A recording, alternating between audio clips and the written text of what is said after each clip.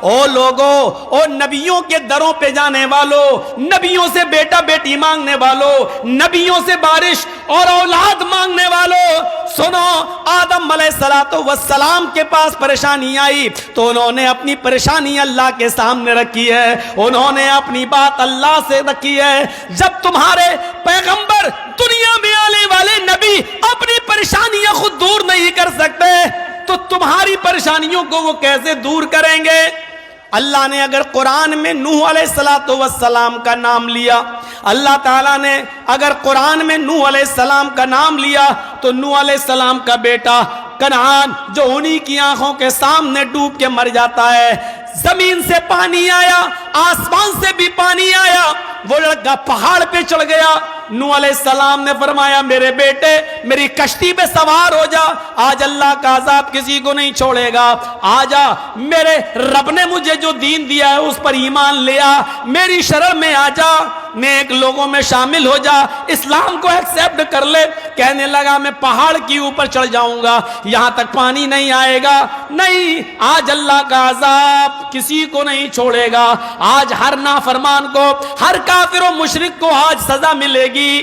وہ نہیں مانا، یہاں تک کہ وہ پانی پہاڑ تک پہنچا، غرق ہونے لگا، ڈبکیاں مارنے لگا، ان کا بیٹا ڈوبنے لگا۔ ایک مرتبہ حضرت قتادہ رضی اللہ تبارک و تعالی عنہ، حضرت قتادہ جنگ لڑ رہے تھے، جنگ لڑتے لڑتے ایک تیر حضرت قتادہ کی آنکھ میں لگا، اور جب آنکھ میں تیر لگا تو آنکھ کا ڈیلا باہر آ گیا، جب آنکھ کا ڈیلا باہر آ گیا تو حضرت قتادہ نے آنکھ کا ڈیلا اپنے ہاتھ میں لیا اور ہاتھ میں لے کر حضرت قتادہ بارگاہ رسالت میں آئے، عرض کیا یا رسول اللہ میرے ماں باپ آپ پہ قربان، حضور یہ میری آنکھ نکل گئی ہے، سچ سچ کہنا ایمان لگتی کہنا کہ اگر آپ کسی کے ساتھ کام کر رہے ہو، کسی سیاسی لیڈر کے ساتھ یا کسی عالم کے ساتھ یا کسی ڈاکٹر کے ساتھ یا کسی وکیل کے ساتھ یا کسی انجینئر کے ساتھ اگر آپ کام کر رہے ہو اور آپ کا کوئی نقصان ہو جائے اور آپ اس کے پاس جائے تو وہ کہے گا بھیا میں کیا کروں،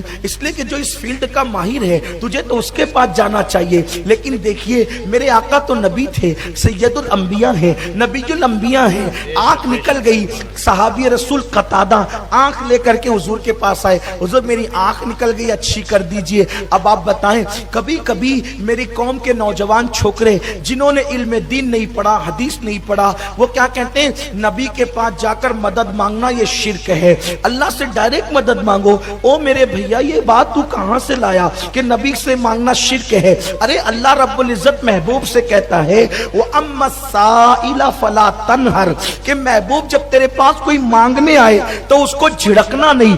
مطلب کیا نکلا کہ عطا کر دینا، کیا مطلب نکلا؟ عطا کر دینا۔ اب بھائیوں مجھے بتاؤ اگر ایک بار آپ کسی سے مانگنے جائیں اور آپ کو وہ دے دے تو دوبارہ آپ جائیں گے کہ نہیں جائیں گے؟ بولو جائیں گے کہ نہیں جائیں گے؟ ارے ہونا تو یہ چاہیے تھا اگر نبی سے مانگنا شرک تھا تو اللہ کہہ دیتا محبوب جو تیرے پاس مانگنے آئے اس کو جھڑک کے بھگا دینا اور کہنا جا اللہ سے مانگ، بولو یہی کہنا چاہیے تھا۔ لیکن اللہ کیا کہہ رہے ہیں وَأَمَّا السَّائِلَ فَلَا تَنْهَرْ، جو مانگنے آئے اس کو جھڑکنا نہیں پیارے میرے محبوب، اس کو جھڑکنا نہیں بلکہ عطا کر دینا۔ کیوں؟ اس لیے کہ وَاللَّهُ يُعْطِي إِنَّمَا أَنَا قَاسِمٌ، آقا سے کہلوا دیا گیا بے شک اللہ دینے والا ہے اور میں تقسیم کرنے والا ہوں۔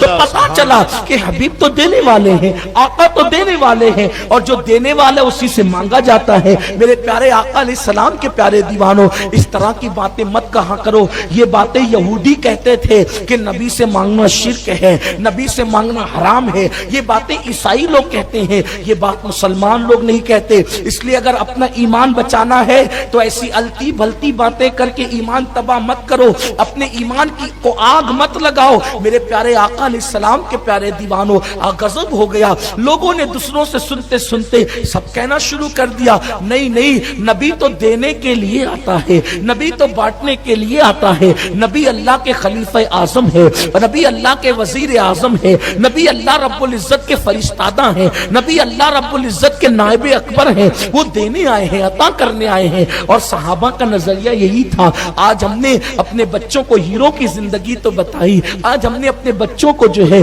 کرکٹر کی زندگی تو بتائی, آج ہم نے اپنے بچوں کو اللہ و رسول کے فرامین نہیں بتائے, حضور کی سیرت اور حضور کی زندگی نہیں بتائی. اس سے نقصان کیا ہوا؟ ہمارے بچوں نے ہوٹل پر بیٹھ کر کے کسی ایرے غیرے سے کچھ سنا, اسی کے ساتھ ہو لیے, ادھر ادھر کچھ سنا گلی محلے میں, اسی کے ساتھ ہو لیے. نہیں, اپنے گھر میں اپنے بچوں کو اپنے نبی کا عشق پلاؤ, اپنے نبی کی محبت پلاؤ, اور جس کی سیرت بتاؤ گے. اور ہمارے یہاں گڑی ہوئی باتیں نہیں ہے, کیونکہ اپنے نبی کی شان تو قرآن بیان کر رہا ہے. حضرت قتادہ بارگاہ رسالت میں آئے, ڈائریکٹ اللہ کی بارگاہ میں نہیں گئے, کیونکہ وہ جانتے تھے کہ اللہ کی بارگاہ میں ڈائریکٹ کیسے جاؤں, کہ جس نے قرآن دیا ان کے ذریعے, رحمان ملا ان کے ذریعے, ایمان ملا ان کے ذریعے, نمازیں ملی ان کے ذریعے, سجود ملے ان کے ذریعے, رکوع ملا ان کے ذریعے, سب تو ان کے ذریعے ملا. جب وہ دینے والا ان کے ذریعے دیتا ہے تو مجھے ان کے ذریعے لینے میں جاتا کیا ہے؟ میرے پیارے آقا علیہ السلام کے پیارے دیوانوں, قتادہ نے کہا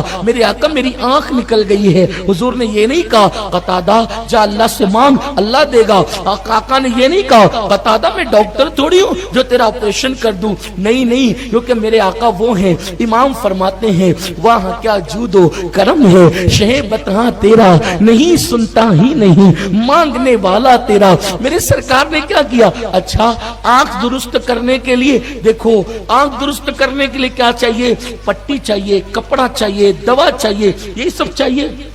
چلے اس دور میں جڑی بوٹی تھی تو جڑی بوٹی چاہیے, لیکن میرے آقا نے کیا کیا؟